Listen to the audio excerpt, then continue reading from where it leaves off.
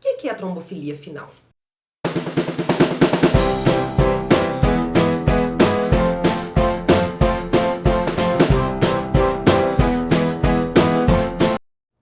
Oi, gente, eu sou Letícia Murta, do blog Eu Curto Ser Mãe, e hoje nós vamos falar sobre a trombofilia. A trombofilia é uma maior propensão à ocorrência de eventos trombóticos venosos.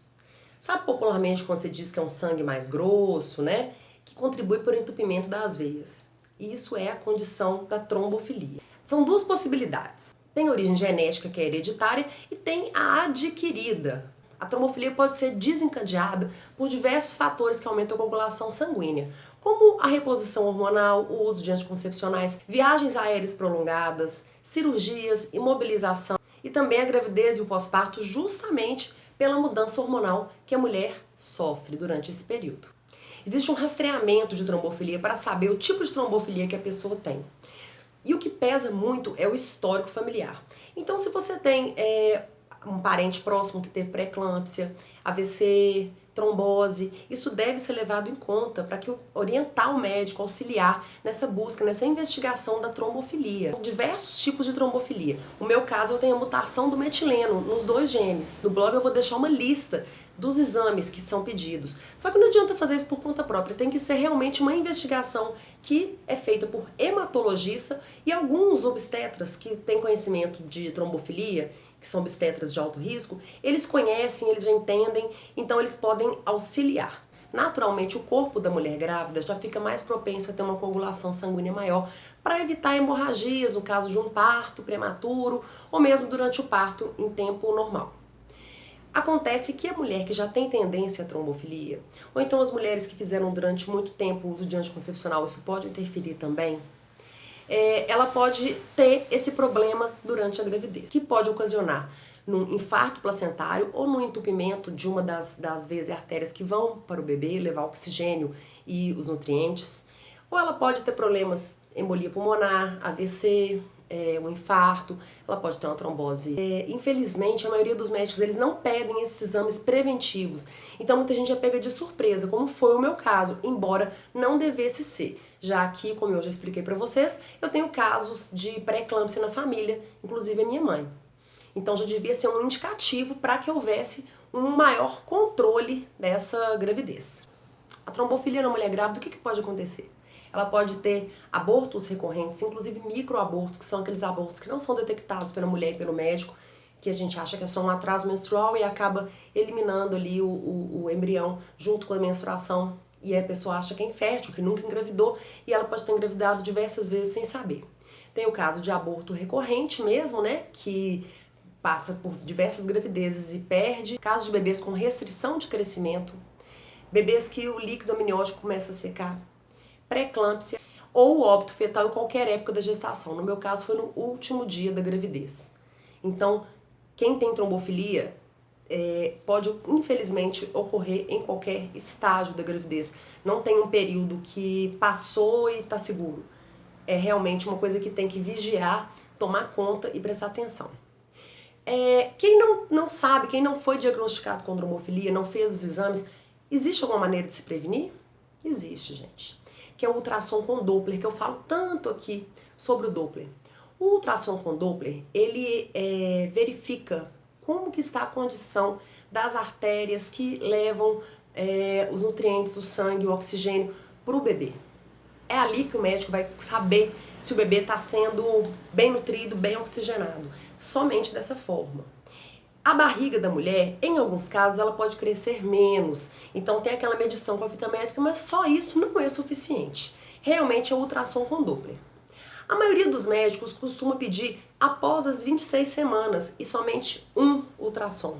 Eu fiz ultrassom com 27 semanas, mas isso não é suficiente porque o corpo ele passa por mudanças ao longo da gravidez, né? Então deveria ser repetido. O ideal, na minha opinião e de alguns médicos que eu já conversei, é que esse ultrassom começasse a ser feito em torno de 20 semanas. Alguns médicos optam por deixar mais pra frente porque até a 26ª semana mais ou menos, ainda é aceitável que tenha algumas incisuras. Bons médicos conseguem visualizar isso e saber se é uma coisa que vai desaparecer, se é uma coisa que deve ter mais critério.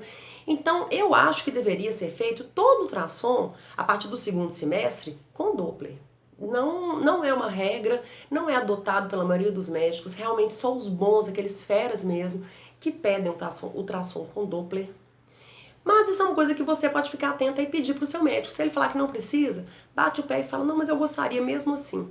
É um cuidado, é um critério, é uma prevenção que pode salvar muitas vidas realmente. A maioria dos médicos só investiga trombofilia depois de um número X de sofrimento.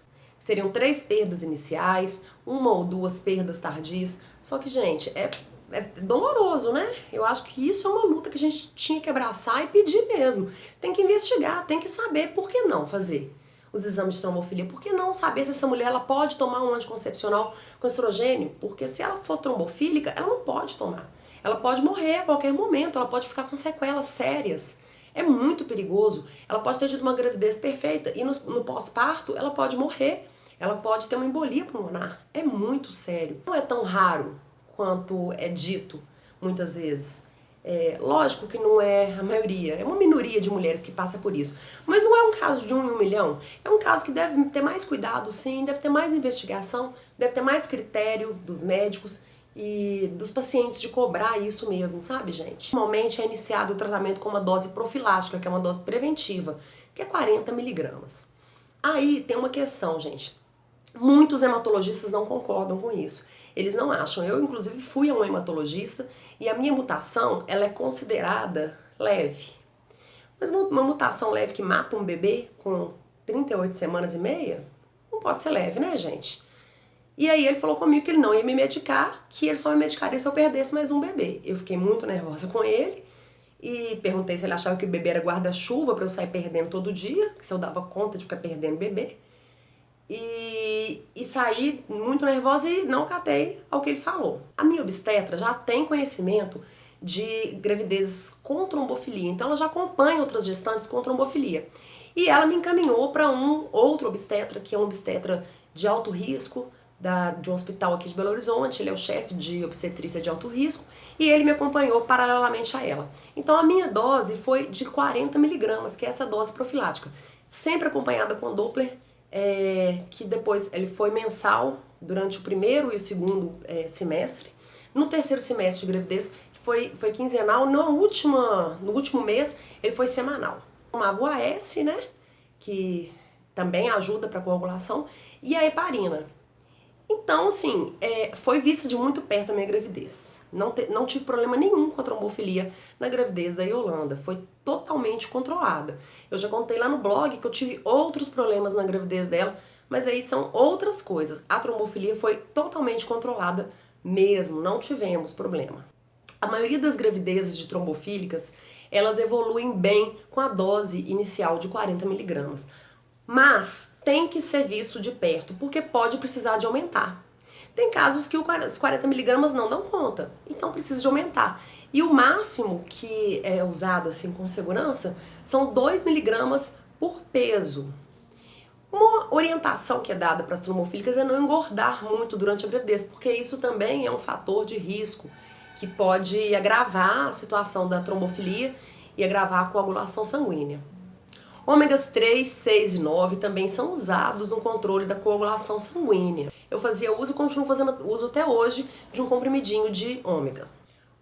O AS eu ainda tomo. A heparina não, é somente se eu for fazer uma viagem mais longa, que é acima de 4 ou 6 horas, ou passar por uma situação que eu for imobilizada, quebrar uma perna, ou passar por uma cirurgia, aí eu devo usar a heparina sim. Fora isso, é vida normal. A trombofilia, ela assusta, é lógico, é uma doença que mata, né? Mata mãe, mata bebê, destrói sonhos, destrói famílias, só que ela é uma doença controlável. A maioria dos casos, cerca de 90% dos casos, de acordo com pesquisas, depois de um tratamento com as dosagens corretas de heparina, elas evoluem bem. São bebês que nascem saudáveis, as mães felizes.